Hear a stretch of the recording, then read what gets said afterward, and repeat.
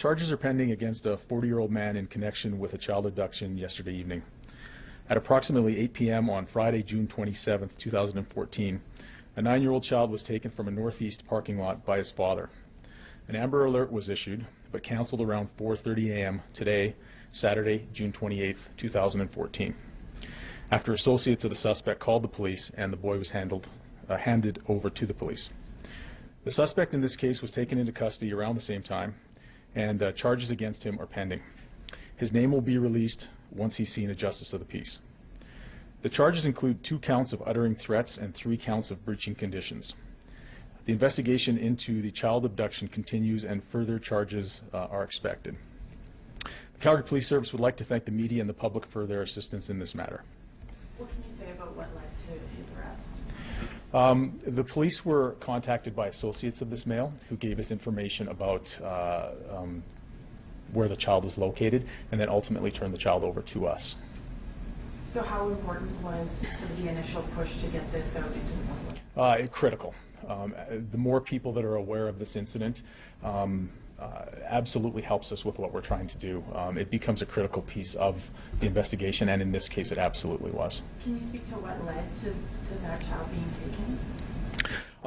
I don't know specifically. I believe there was some sort of custody dispute, and there was an altercation between the parents, again, in that northeast parking lot. Specifically what the altercation was about, we're still trying to piece those facts together. Was the person in custody, was he aware that the friend had taken this child and that he was being turned in? Was he with them at the time? I'm not too sure if he was aware of it or not. I don't know what his condition was at that point in time. My understanding is the father was arrested nearby to where the child was located. Charges pending anything? No, we don't anticipate any other charges. So just a question, a technicality question. I understood that there was no car attached to the Amber Alert. He was not believed to be in a vehicle, is that right? That's true, yeah. So I thought for there to be an Amber Alert, there had to be a vehicle attached to the incident. Not necessarily. Of course, for incidents where a person doesn't own a vehicle, they can still be very mobile. So in this instance, based on the threat assessment that we did when the call first was initiated, we believed it met the criteria of an Amber Alert, and it's the right thing to do to initiate that system when we're dealing with a 9-month-old child, for sure.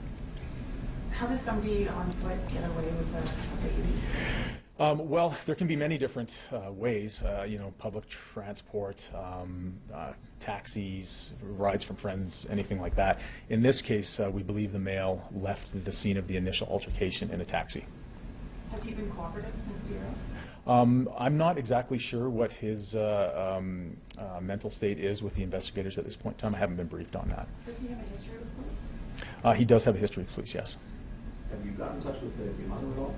Pardon me? Have you gotten in touch with the mother at all? Yes, we had the mother with us at our investigative building the entire time, and we've been in constant contact with her, yeah.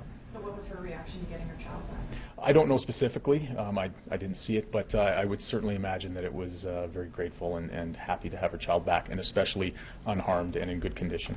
Must have been some tense moments for you guys. Absolutely. Any sort of abduction is a real high-risk call, or can be a real high-risk call. And of course, whenever we deal with Amber Alerts and children involved in parental incidents, of course, they can be very highly emotionally charged, and we certainly take them very, very seriously, and we don't relax at all until the child is safely back where they belong. So it was very tense for us. How many people have you guys interviewed as witnesses in this? I don't have that specific number right now. And you still can't confirm the name of the person that's there? Not until they've been formally charged and seen a justice of the peace, and then that information will be available. So it is the boy's father? Yes, it is the boy's father, yeah. The child was held in social services here? Pardon me? The child has been returned to the mother? I believe the child is with the mother, yes. Yeah. Can you speak a bit about the threat? What was he threatening, allegedly? I can't speak about the specific threats because they're a critical part of the investigation. All I can say is there was a conversation at the time of the altercation that caused us concern that the child may be in danger. But I can't speak specific to them right now. Can you confirm, maybe just for me possibly, but specific details of exactly how and where the child was obtained and handed The child was obtained in the Riverbend area, and I believe it was just outside of the McDonald's at the shopping complex there. I don't have the exact address, but that's where the child was exchanged from this associate of the father to the police. And he was arrested a short distance away? He was arrested in that area, a short distance away. At a home? At a residence, yeah. So sorry. Sorry, the suspect was arrested a short distance away from where the baby was turned over to the police. The baby was turned over to the police first, and then the male subsequently arrested a short distance away shortly thereafter. Who turned the baby over? An associate of the suspect, the father. So the baby was never left alone? As far as I know, no. Yeah. No, was not found alone, was handed over. Yeah. And did the associates give you the information that led you to the suspect? Yes. So they told you where he was? Yeah, the associates were very cooperative with us, yeah. Thank you. You're welcome.